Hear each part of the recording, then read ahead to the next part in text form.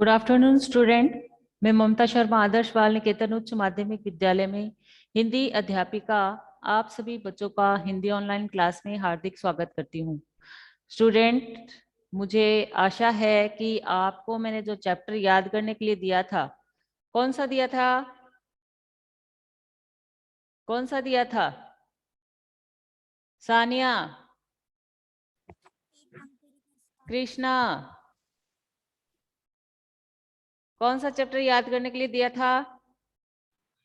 याद नहीं किया ना बेटा? मैम नागार्जुन वाला था ना, तो उसके अंदर दोनों था, हाँ दंतुरित, मुस्कान और फसल। हाँ, दंतुरित, मुस्कान और फसल दोनों चैप्टर दोनों जो कविता थी वो दो दी थी, आप लोगों ने याद कर ली क्या बेटा? याद? Yes ma'am. पूरा चैप्टर लर्न कर लिया? पूरा चैप्टर लर्न कर लिया क्या बेटा? Yes ma'am. हाँ, उसको मैंने कहा था कि कोई भी चैप्टर आप पढ़ो, याद करो उससे पहले उसको पढ़ लेना चाहिए। कल मैं इसका कल की अगर हॉलीडे रहता है तो परसों मैं इसका आप लोगों से ऑनलाइन ही टेस्ट लूंगी। मैं आप लोगों से प्रश्न पूछूंगी जो आपको उनके उत्तर देने हैं। आज हम अपनी जो डेस्क वर्क है, संजीव डेस्क वर्क है, उसका पहला जो मॉडल पेपर है उसके क्वेश्चन आंसर है, वो उसके बारे में हम वार्तालाप कर लेते हैं, उनको हल कर लेते हैं। तो आप लोग निकाल लीजिए अपना पहला। आप सब लोग ले आए क्या desk work? Sanjeev desk work ले आए क्या? हेलो टीना, यस मैम। डेस्क वर्क ले आए क्या बेटा? Yes madam. हाँ, डेस्क वर्क आप सभी ले आइए। और अपना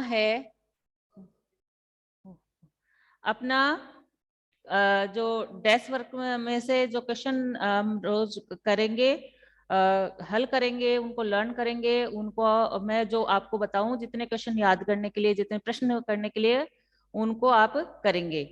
तो इसमें अपनी जो ये है मॉडल पेपर फर्स्ट, इसमें से खंड ब के क्वेश्चन आंसर देखिए, क्योंकि ये मैंने अभी देखा है कि ये लगभग सारे अपने जो इनका रिवीजन है वो हो गया है, इसलिए इसको हम पहले देखते हैं।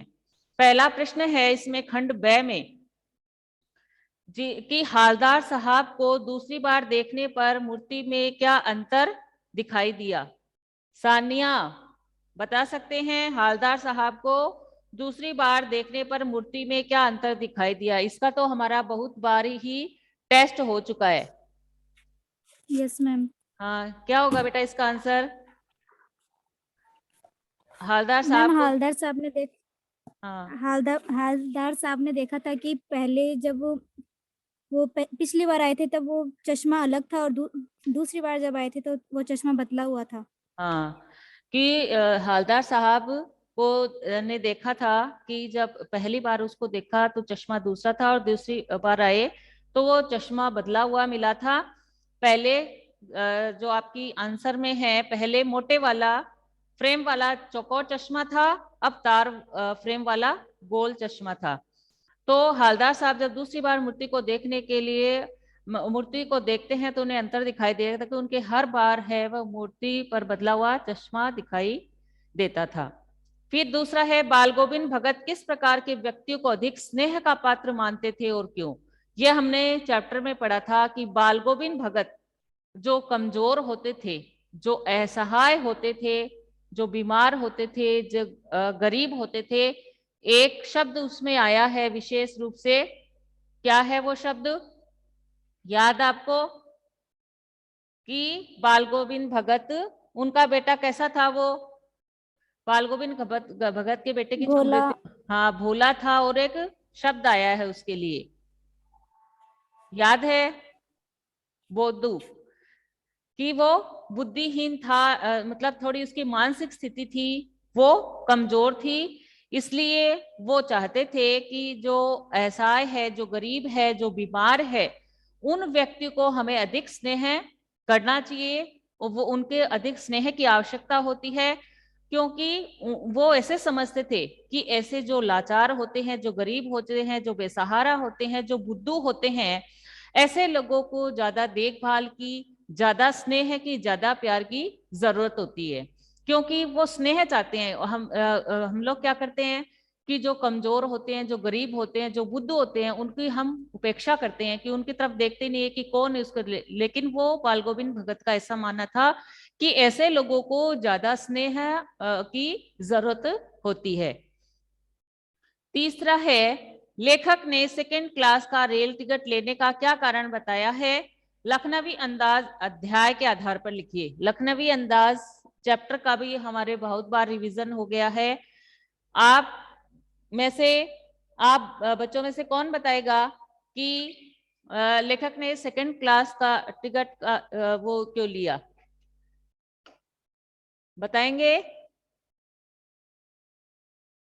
Yes ma'am. हाँ बताइए, कौन बता रहा है? लेखक ने सेकंड क्लास मैम का रेल टिकट लेने का क्या कारण बताया? लखनवी अंदाज पाठ के आधार पर लेखक ने नई कहानी का शीर्षक ढूंढने के लिए और भीड़ से बचने के लिए एकांत में रहने के लिए दूसरी सेकंड क्लास का टिकट खरीदा था। ये कौन बोल रहे हैं आप बेटा? सानिया? सानिया। Yes ma'am. लेखक क्या चाहते थे? लेखक ने सेकंड क्लास का रेल का टिकट इसलिए लिया था, वो चाहते थे क्योंकि जो लेखक होते हैं उनको कहानी लिखने के लिए एकांत की आवश्यकता होती है, और वह सोचे कि मैं सेकंड क्लास का टिकट लूंगा तो वहां पर भीड़ भाड़ अधिक नहीं होगी। तो लेखक ने भीड़ से बचने के लिए और कि एकांत रहेगा वहां पे, तो मैं अपनी जो कहानी है उसमें मुझे सोचने का ज्यादा टाइम मिलेगा, और इसके साथ ही जो खिड़की जो प्राकृतिक दृश्य है, जो नजारे हैं, उनका भी मैं आनंद ले लूंगा। तो इसके लिए ही लेखक ने सेकंड क्लास का टिकट लिया था। बहुत ही इंपॉर्टेंट प्रश्न है ये।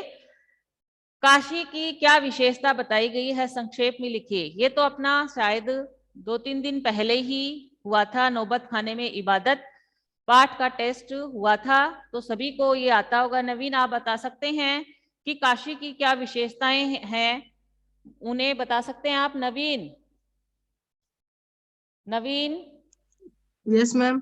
बताइए बेटा, काशी की क्या विशेषताएं हैं? क्या विशेषता बताई गई है काशी में? हमने चैप्टर पढ़ा था ना, नौबत खाने में इबादत।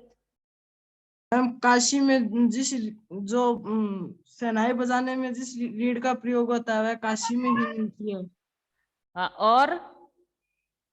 और मैम वहाँ के मशहूर बिस्मिल्लाह खां का जन्म भी वहाँ हुआ था। Very good. और बेटा, और क्या है वहां पे?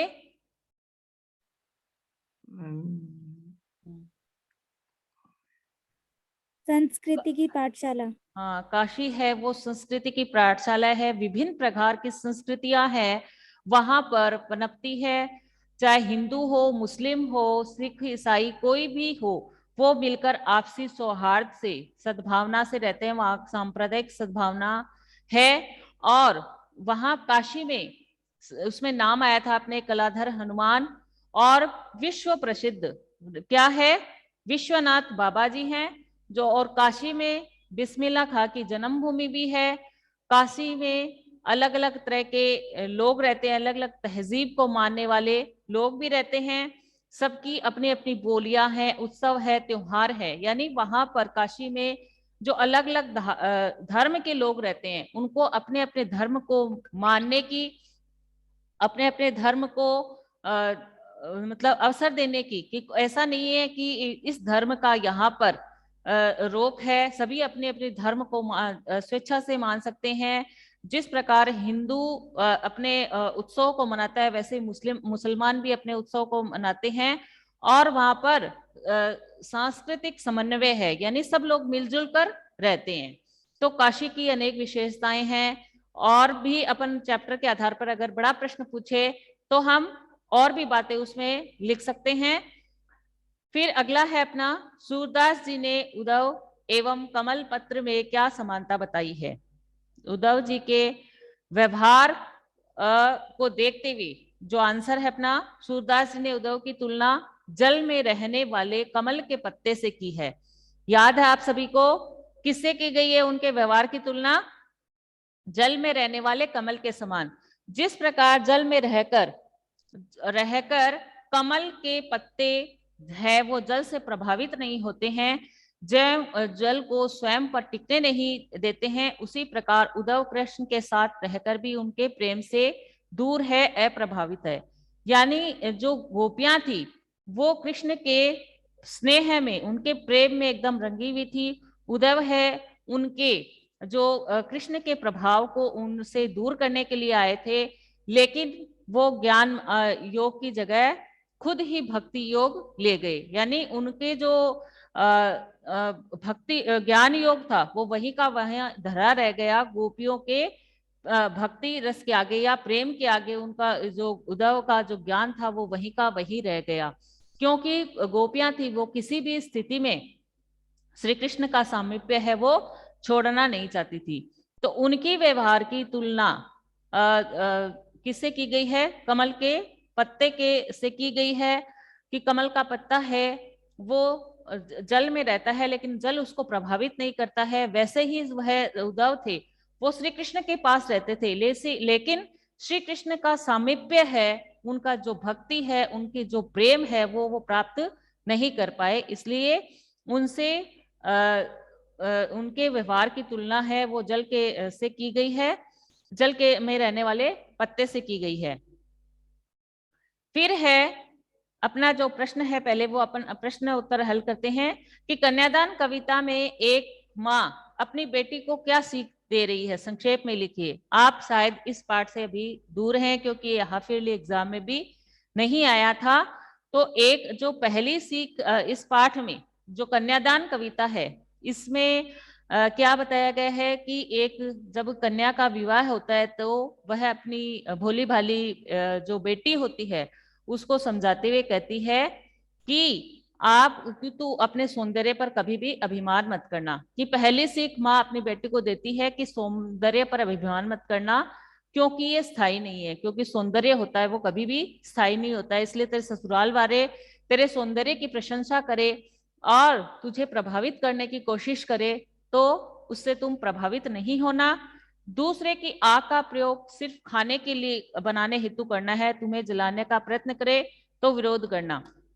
दूसरी बात क्या बताया है कि आग का प्रयोग है कि आग है वो रोटी सेकने के लिए काम में ली जाती है, उसके लिए खाना बनाने के लिए उसका प्रयोग किया जाता है। अगर ससुराल वाले तुझे उस आग के हवाले कर दे या तुम्हारे किसी भी कारण से धन के लालच में या किसी और अन्य कारण से तुम्हें जलाने की कोशिश करे तो इसका विरोध करना। तीसरा कि आभूषण वस्त्रों के प्रति आकर्षण मत रखना, क्योंकि ससुराल वाले होते हैं वो जब अपनी बेटे की शादी करते हैं तो उसे वस्त्र आभूषण इत्यादि उसके लड़की पक्ष के जो वधु पक्ष होती है उसके डालते हैं। तो उससे लड़की अपनी माँ को माँ है अपनी लड़की को सीख देते हुए कहती है कि उनमें ज्यादा आकर्षण मत रखना, क्योंकि यह स्त्री जीवन के बंधन होते हैं और ये इन लड़की को उसमें बांध देते हैं। तो इस पर कभी भी आकर्षित होना, अपने मन को प्रभावित मत करना होने देना, और लड़की होना पर लड़की जैसी मत दिखाई देना। यानी लड़की तो होना पर लड़की जैसी कठोर कोमल हृदय वाली मत होना। अगर तुम्हारे ससुराल वाले तुम्हें किसी भी तरह से प्रताड़ित करे तो उन्हें उनका विरोध जरूर करना। एक ये जो माँ की एक जो सीख है वो आधुनिक माँ की जैसी सीख है कि पहले क्या होता था कि लड़की को जब ससुराल भेजा जाता था तो उसकी माँ ये सीख देती कि तुम्हारा घर वही है, तुम्हें वही रहना है, जो कुछ तुम्हारे पे अत्याचार हो या तुम्हें सही रखे लेकिन तुम्हें रहना वही है। लेकिन जो आज के संदर्भ में जो आधुनिक माताएं हैं वो अपनी लड़की को यह सीख देती है कि लड़की होना पर लड़की जैसी दिखाई देना, यानी कि आप लड़की जैसी कोमल हृदय वाली होना। लेकिन यदि तुम पर ससुराल वाले किसी भी तरह तुम्हारे पे अत्याचार करे, तुम्हें प्रताड़ित करते हो, उसका विरोध जरूर करना। नेक्स्ट है अपना कि अट नहीं रही कविता के आधार पर फाल्गुन ऋतु के सौंदर्य को संक्षेप में लिखिए। कवि ने कवि ऋतुराज है, वर्णन करते हुए कहते हैं कि फाल्गुन मास में सुंदर सुंदर फूल खिलने लग जाते हैं। ये तो हमने बहुत बार पढ़ लिया है कि फाल्गुन मास में चारों तरफ सौंदर्य दिखाई देता है, हरियाली छा जाती है और सुंदर सुंदर फूल है वो लगते हैं, वातावरण महकने लगता है क्योंकि चारों तरफ हरियाली छा जाती है, वृक्ष हैं वो फूलों से फलों से लद जाते हैं, तो चारों ओर का वातावरण है वो महकने लगता है, चारों तरफ हरियाली छा जाती है, रंग बिरंगी तितलियां हैं और भंवरे हैं उन पर मधुर गुजार करते हैं, क्योंकि जब हरियाली छा जाती तो आप देखते हो कि तरह तरह की तितलियां जो खुद इतनी देखने में आकर्षक होती है वो इधर उड़ती दिखाई देती है, भंवरे होते हैं वो गुंजार करने लग जाते हैं।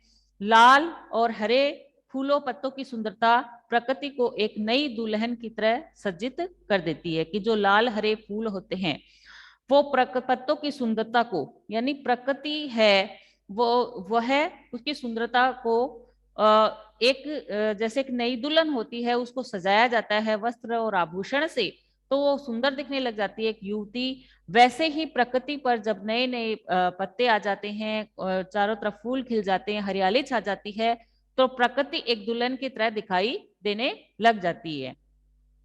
अगला है अपना, महतारी के हाथ से खाने पर बच्चों का पेट भी भरता है, ऐसा क्यों कहा गया है? माता का अंचल अध्याय के आधार पर संक्षेप में लिखिए। हमने माता का अंचल पढ़ा और इसका हमने बहुत बार अध्ययन कर लिया है।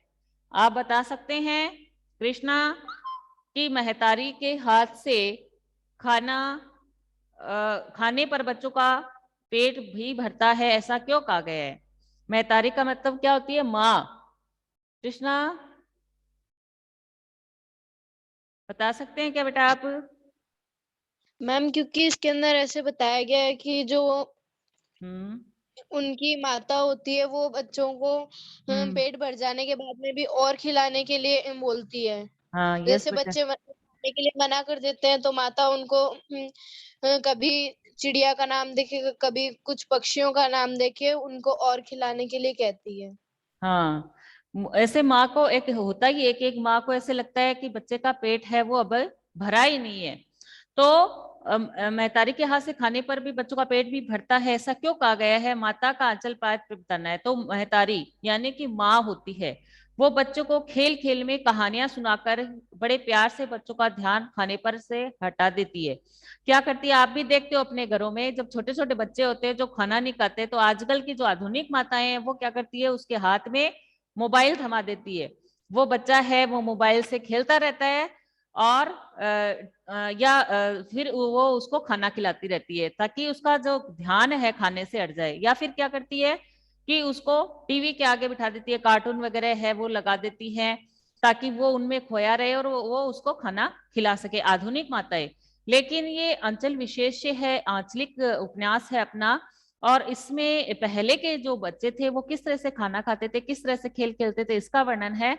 तो इसके आधार पर कि जो माता होती है वो बच्चों को खेल खेल में और कहानियां सुनाकर बड़े प्यार से बच्चों का ध्यान है वो क्या करती है, खाने से हटा देती है, उनका यानी ध्यान है वो खाने से हट जाए और उनको खेल में लगा देती है ताकि वो ऐसे सोचे ही नहीं कि मैं खाना खा रहा हूँ। और बीच बीच में क्या करती है, उनके मुंह में कोर डालती जाती है कि कोर वो खाता रहे, जो कि माँ ही कर सकती है, आदमी नहीं। ऐसा इसलिए कहा गया है माँ ही कर सकती है क्योंकि माँ की जो सहन शक्ति होती है, क्योंकि बच्चा है उसमें कितनी देर लगाता है खाने में, वो कभी टीवी देख रहा है, आधुनिक उसकी बता रही हूँ, टीवी देख रहा है, मोबाइल कर रहा है, तो कभी नाटक करेगा नहीं खाऊंगा, उसमें उसका आधा घंटा 1 घंटा जितना भी व्यतीत होता है वो माँ ही सहन कर सकती है कि वो उतना टाइम अपने बच्चों को दे सके, एक पिता नहीं सहन कर सकता क्योंकि उसको अपने काम पर जाने की जल्दी होती है।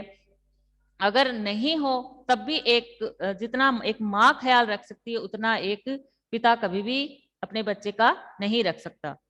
नेक्स्ट है अपना, अगला है, नई दिल्ली का कायापलट क्यों किया जा रहा था? जॉर्ज पंचम की नाक अध्याय के आधार पर संक्षेप में लिखिए। नई दिल्ली का कायापलट क्यों किया जा रहा था? क्यों किया जा रहा था? प्रेरक क्योंकि मैम रानी एलिजाबेथ अपने पति के साथ वहां पर आ रही थी दिल्ली प्रेरक में। बताएगा मुझे, प्रेरक प्रेरक प्रेरक आप बताएंगे बेटा? प्रेरक क्या? सरिया। प्रेरक प्रभाव बता सकते हो बेटा? दोनों बोल ही नहीं रही है, जैसे क्लास में नहीं हो। मनन? Yes ma'am. आप बताइए बेटा, आप बताइए कि मैम नई दिल्ली की काया पलट क्यों किया जा रहा था? मैम क्योंकि रानी एलिजाबेथ अपने पति के साथ भारत आ रही थी। हाँ, तो ऐसे में क्या किया जा रहा था? उसके उनके आने के लिए क्या क्या तैयारियां हो रही थी? हम सड़कों पे डामर डलवा के उन्हें चमकाया जा रहा था। यस बेटा। किनारों पे उनके चिन्ह लगाए जा रहे थे। हम्म। इमारतों और पर्यटन स्थलों पे रंग रोगन किया जा रहा था और उनकी सजावट की जा रही थी, साफ सफाई की जा रही थी। हाँ एकदम सही है। तो जॉर्ज पंचम की नाक एकदम सही कह रहे हो आपकी। नहीं, अगर ये छोटा हो सकता है, छोटा प्रश्न भी आ जाए और बड़ा प्रश्न भी आ जाए। बड़ा प्रश्न आता है तो हमें पॉइंट बना के वो सारी बातें लिखनी है। और इसमें चूंकि 2 नंबर का क्वेश्चन है, इसमें आपके दिया हुआ है कि इंग्लैंड की रानी एलिजाबेथ थी द्वितीय, वो अपने पति के साथ कहाँ आ रही थी? हिंदुस्तान या भारत आ रही थी। ऐसे में उनके कार्यक्रमों का ब्यौरा कि वो कहाँ जाएगी, कैसे रहेगी, कहाँ रहेगी, कौन उसके लिए खाना बनाएगा, कौन से वस्त्र पहनेगी, इन सब की जो जानकारियां है वो भारत में आ रही थी। और ये चर्चाएं हैं बड़े जोरों से चल रही थी। और इन खबरों से हिंदुस्तान की जो राजधानी है उसमें तहलका मचा हुआ था कि वो एलिजाबेथ आ रही है और रानी पालम के हवाई अड्डे पर उतरेगी, इसलिए दिल्ली का कायापलट हो रहा था। रानी कहां पर उतरने वाली थी? पालम के हवाई अड्डे पर, कि वहां से वो उतरेगी और फिर सड़क मार्ग से आएगी। तो इसके लिए सड़कों को साफ करवाया जा रहा था, चारों तरफ हरे भरे पेड़ पौधे लगाए जाते, जो इमारतें हैं उनको रंग रंगोन करवाया जा रहा था। जो पेड़ पौधे हैं जो जिस सड़क मार्ग से वो आ रही थी वो बड़े हो रहे हैं, तो उनकी कटाई छटाई हो रही थी। तो इस प्रकार की दिल्ली का कायापलट किया जा रहा था। नेक्स्ट है अपना, नार्गे ने धर्म चक्र की क्या विशेषता बताई? साना साना हाथ जोड़ी अध्याय के आधार पर लिखिए। तो इसमें जो लेखिका है वो पूर्वोत्तर जो भारत की जो सिक्किम राज्य की राजधानी है गंगटोक, वहां गई थी। तो वहां पर जब वो गई तो वहां पर एक उन्हें कुटिया में घूमता हुआ चक्र दिखाई दिया। तो वह उस चक्र के बारे में पूछने लगी। तो जो नार्गे था उसने बताया कि यह धर्म चक्र है, और धर्म चक्र या प्रेयर व्हील, जहां पर हम प्रेयर कर सकते हैं। और इसके घुमाने से क्या होता है कि हमने जितने भी जीवन में जितने भी पाप किए हैं वो सारे धुल जाते हैं, कि इसको घुमाने से सारे पाप हैं वो धुल जाते हैं। बहुत ही इंपॉर्टेंट प्रश्न है कि नार्गे ने धर्म चक्र की क्या विशेषता बताई? साना सानी जोड़ी हाथ के आधार पर बताइए। नेक्स्ट है अपना, मनु भंडारी का जीवन व कृतित्व संक्षेप में लिखिए। 2 नंबर का प्रश्न है इसमें।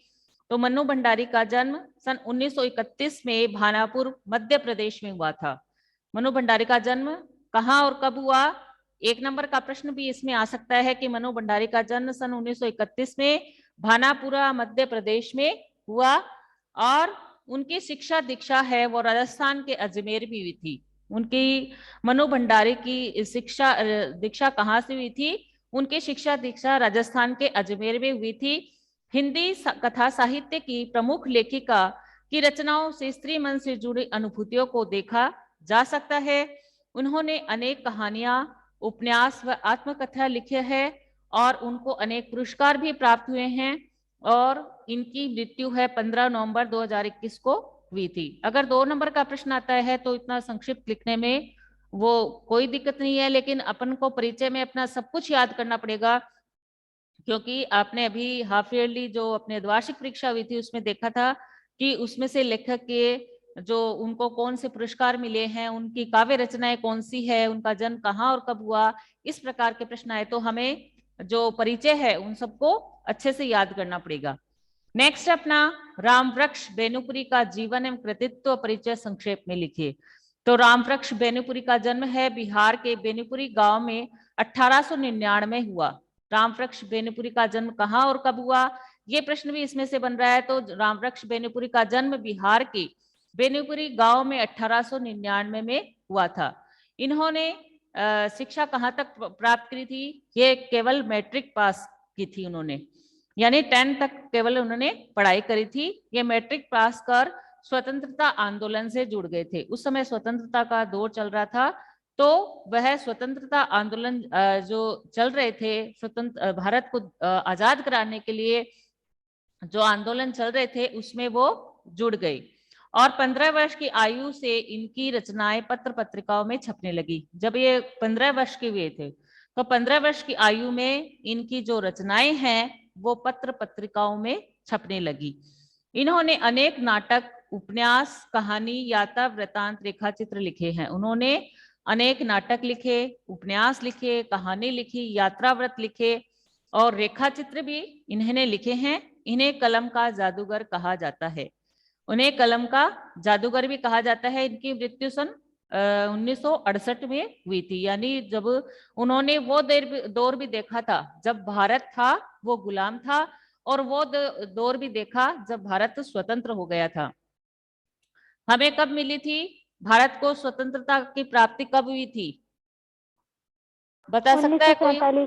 हाँ, 1947 में। और इनकी मृत्यु कब हुई, मृत्यु कब हुई इनकी? 1968 में। हाँ, 1968 में। और 1999 में इनका जन्म हुआ था। 1899 थे। तो उन्होंने वो दौर देखा जब भारत गुलाम था, और वो दौर भी देखा। किसने, ये याद रखने वाली चीज है। ये प्रश्न ऐसे भी आ सकते हैं कि वो दौर बताइए जो स्वतंत्रता आंदोलन से जुड़े हुए थे और उसके बाद का भी देखा है। तो रामवृक्ष बेनीपुरी ऐसे हैं जिन्होंने अपना जब देश गुलाम था वो दौर भी देखा था, और भारत आजाद हो गया उनका भी उन्होंने उसको भी उन्होंने देखा था। नेक्स्ट है जयशंकर प्रसाद। जयशंकर प्रसाद को मैं आपसे शुरू से कहती आ रही हूँ, जयशंकर प्रसाद का जीवन एवं कृतित्व परिचय है वो बहुत ही महत्वपूर्ण है। आप इसको बहुत ध्यान से याद कर लीजिएगा। छायावादी कवि जयशंकर प्रसाद का जन्म सन 1889 में वाराणसी में हुआ था। इनका 1 नंबर का प्रश्न ऐसे ही इनका भी बन गया, जन्म कहाँ और कब हुआ, तो 1889 में वाराणसी में हुआ था। और इनका जीवन अत्यंत संघर्ष में रहा, यानी उनका जीवन है वो जिसे हम इंग्लिश में आप कहते हो स्ट्रगल। उन्होंने जीवन भर स्ट्रगल ही किया, संघर्ष ही किया। उन्होंने नाटक भी लिखे, कहानी भी लिखी, उपन्यास, आलोचना आदि कविताओं पर लिखा है। ये कोई बता सकता है इनकी 3 प्रसिद्ध रचनाएं? इनकी 3 छायावादी कवि जयशंकर प्रसाद की कोई 3 जो वो रचनाएं बता सकते हैं? मैंने कहा था आंसू, लहर और झरना। झरना, लहर। हाँ, और कामायनी क्या है? कामायनी इनका प्रसिद्ध काव्य ग्रंथ है ये याद कुछ इसमें से? बेटा इसको जयशंकर प्रसाद को बहुत अच्छे से लर्न कर लीजिए। इनके नाटक भी लिखे हैं, अमरावती, रावती, ये सब भी इनके नाटक हैं। फिर है कि कामायनी, हाँ, इन्होंने नाटक, कहानी, उपन्यास, आलोचना, कविता आदि विद्याओं पर लिखा है। और कामायनी इनका कालंजी कृति है। और सन 1937 में 1937 में इनका निधन हो गया था, यानी इनकी मृत्यु हो गई थी। फिर है गिरिजा कुमार माथुर का जीवन व कृतित्व परिचय संक्षेप में लिखिए।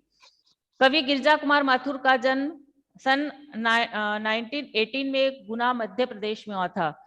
गिरिजा कुमार माथुर का जन्म कहाँ और कब हुआ, तो सन 1918 में गुना मध्य प्रदेश में हुआ था। नई कविता के कवि गिरिजा कुमार माथुर विषय की मौलिकता को ध्यान में रखते हुए शिल्प की कला में वातावरण के माध्यम में रंग भरते थे। उन्होंने भी अनेक काव्य संग्रह, नाटक, आलोचना ग्रंथ आदि लिखे हैं। और इनका देहांत है वो सन 1994 में हुआ था। इनका देहांत कब हुआ था? 1994 में। अब देखिए ये जो प्रसंग और व्याख्या आएगी आपकी खंड 6 में, निम्नलिखित पठित गद्यांश की सप्रसंग व्याख्या कीजिए। ये देखिए उस जो अपने कड़ा नौबत खाने में इबादत जो चैप्टर हमने अभी 3-4 दिन पहले अपना टेस्ट चल रहा था उसी में से है। बहुत ही महत्वपूर्ण बात, काशी में संगीत आयोजन की एक अद्भुत प्राचीन अद्भुत परंपरा है। यह आयोजन पिछले कई वर्षों से संकट मोचन मंदिर में होता आया है। यह मंदिर शहर के दक्षिण में लंका पर स्थित है। वह हनुमान जयंती के अवसर पर यहाँ 5 दिनों तक शास्त्रीय रूप शास्त्रीय गायन वादन की उत्कृष्ट सभा होती है। इसमें बिस्मिल्लाह खां अवश्य रहते हैं। अपने मजहब के प्रति अत्यधिक समर्पित उस्ताद बिस्मिल्लाह खां की श्रद्धा काशी विश्वनाथ के प्रति अपार हैं। वे जब भी काशी से बाहर रहते हैं तब विश्वनाथ व बालाजी मंदिर की दिशा की ओर मुंह करके बैठते हैं। थोड़ी ही देर में सही मगर उसकी शहनाई का प्याला घुमा लिया जाता है। इसका प्रसंग क्या होगा बताओ, इसका प्रसंग क्या होगा? प्रसंग क्या होगा इसका? यह पाठ हमारी पाठ्य पुस्तक में नौबत खाने में इबादत से लिया गया है और इसके रचयिता यतीन्द्र मिश्र हैं और इन्होंने काशी की विशेषताओं का वर्णन किया है।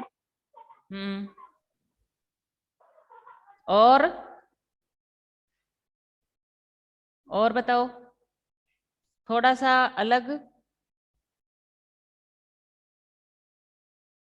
काशी की विशेषताओं का वर्णन के काशी की पूर्व परंपरा का वर्णन हुआ है। काशी की पूर्व नहीं, ये नहीं होगा बेटा।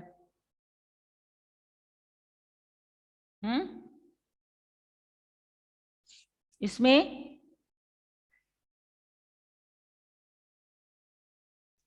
जो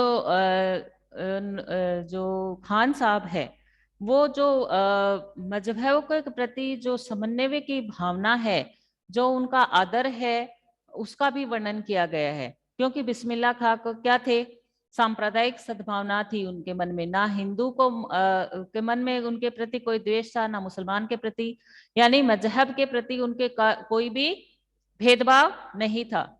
तो काशी की विशेषताओं के साथ साथ जो उसके प्रति जो मजहब के प्रति वो समर्पित थे उस्ताद बिस्मिल्लाह खां, उनकी विशेषताओं का भी यहाँ पर वर्णन है। तो ये व्याख्या तो आप लोग कर लेंगे या फिर इसको भी बताना है? बोलिए। मैम कर लेंगे।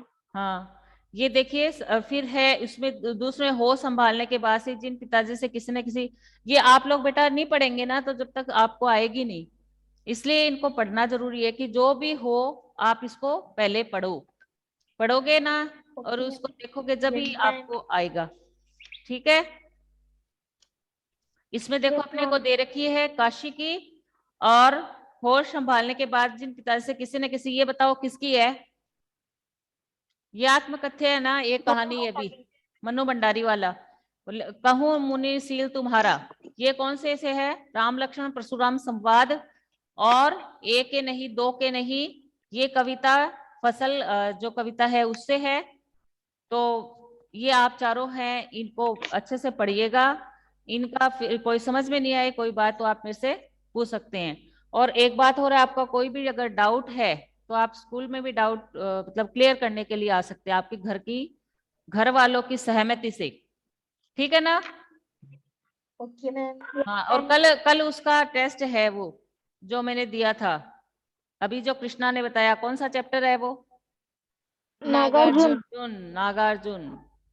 ठीक है बेटा, अपना टाइम ओवर हो गया है, कोई दिक्कत हो तो बता दीजिए।